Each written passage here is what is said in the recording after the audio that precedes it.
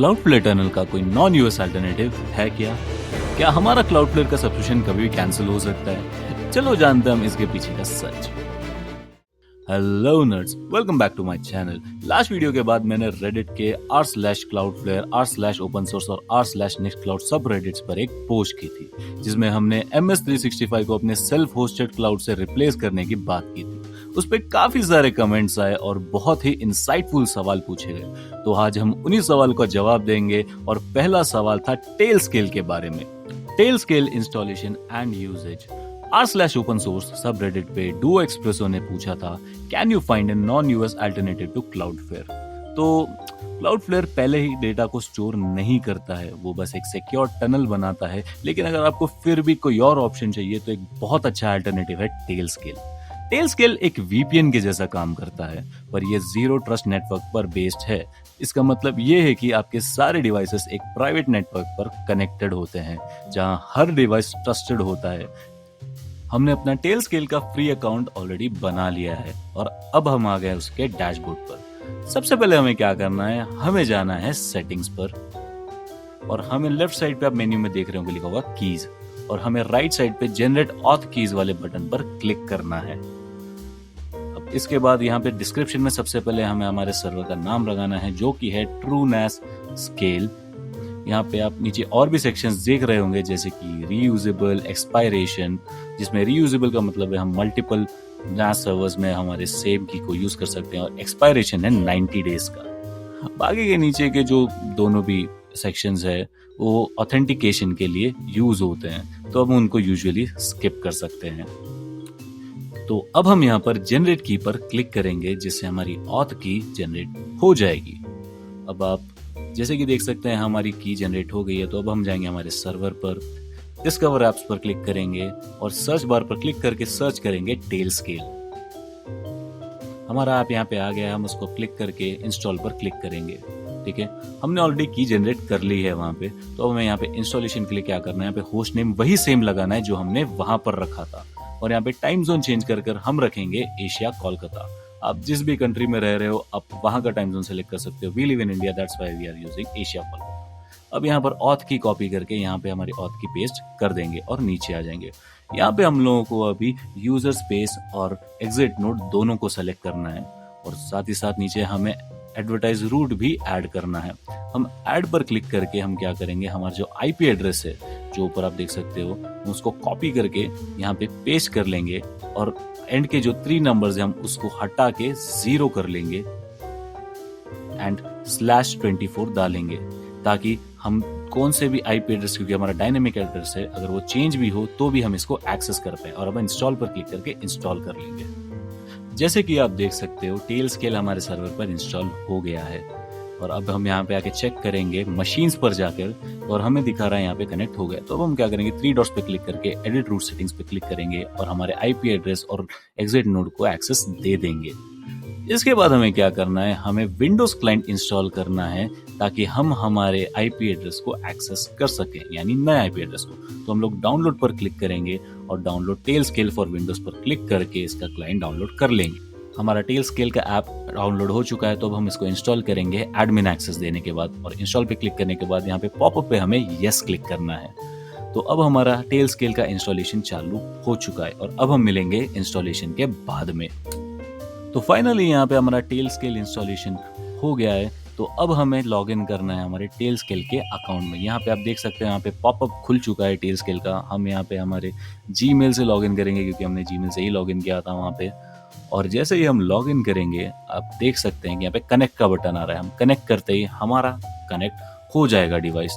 तो अब हम देख सकते हैं टेलस्केल इंस्टॉल हो चुका है और ओपन भी हो गया है। तो अब हमें क्या करना है, अब हमें जाना है हमारे इस आईपी एड्रेस पर जो ट्रूनेस्केल के बाजू में लिखा है, इसको कॉपी करना है और पेस्ट करेंगे हम। और जैसे कि आप देख सकते हैं हमारा टेलस्केल काम कर रहा है। Cloudflare terms of services and the 100 MB file limit. अब अगला कमेंट आता है हमारा r/cloudflare सबरेडिट से गिरटा का। उन्होंने 2 बहुत ही इंपॉर्टेंट पॉइंट्स के बारे में बात की थी। एक थी 100 MB फाइल लिमिट और दूसरा टर्म्स ऑफ सर्विसेज के बारे में। ये एक बहुत ही वैलिड कंसर्न है कि कहीं आपका अकाउंट बैन ना हो जाए। मुझे पता था कि ये लिमिट सिर्फ सीडीएन पर अप्लाई होती है, but just to be sure I have research on this topic and found out Cloudflare have abolished section 2.8 from their TOS. इसका मतलब अब उनके सीडीएन पर भी वीडियो और लार्ज फाइल्स होस्ट करने की रेस्ट्रिक्शन नहीं है। इसका मतलब ये है कि अगर आप क्लाउडफ्लेयर टनल को अपने जेलीफिन या फ्लेक्स सर्वर से कनेक्ट करते हो, जिससे आप अपनी पर्सनल मीडिया लाइब्रेरी स्ट्रीम कर सको, तो आपका अकाउंट उससे बिल्कुल सेफ है, क्योंकि ये ट्रैफिक टनल से पास थ्रू हो रही है और क्लाउडफ्लेयर के सर्वर पर कैच इन नहीं हो रही है। तो इस केस में 100 ml लिमिट या टीओएस वायलेशन का कोई रिस्क नहीं है। लेकिन ध्यान रहे, इसका नाजायज इस्तेमाल ना करें, क्योंकि क्लाउडफ्लेयर टनल को कमर्शियली यूज करना अभी भी प्रोहिबिटेड है। अगर आप अपने प्लेक्स या जेलीफिन सर्वर को 20-25 लोगों के साथ शेयर करें, तो क्लाउडफ्लेयर के सर्वर्स पर हैवी ट्रैफिक और पिंग जाएगा। इसकी वजह से उन्हें लग सकता है कि आप इस सर्विस का कमर्शियल यूज कर रहे हो और आपका अकाउंट सस्पेंड हो सकता है।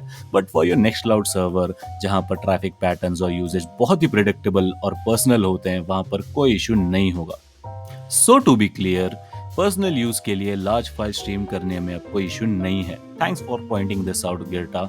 It is a very important update that many people were confused about. Why TrueNAS and Mac integration? अब बात करते हैं बाकी सवालों की।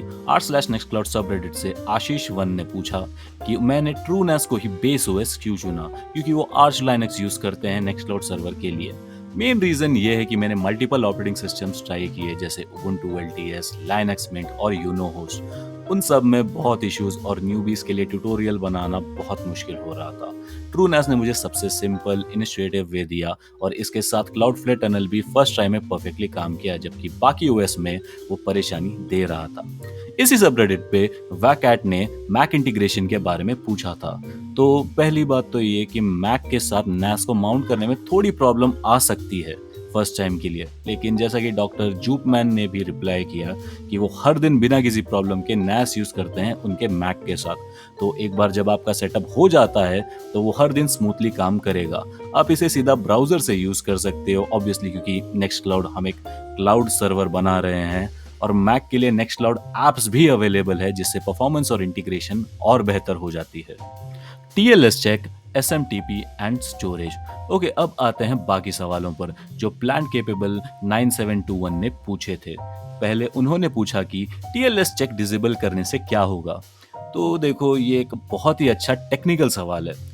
हमारे सेटअप में हमने TLS चेक को डिसेबल कर रखा है, क्योंकि अगर हम इसको ऑन रखते तो क्लाउडफ्लेयर टनल प्रॉपर्ली वर्क नहीं करता, यानी वो एक्ट अप करता। इसको डिसेबल करना हमारे सेटअप के लिए जरूरी था, क्योंकि हम इसको सिर्फ पर्सनल फाइल्स और कंपनी डाटा शेयर करने के लिए ही यूज कर रहे हैं। इसमें कोई सिक्योरिटी रिस्क नहीं है।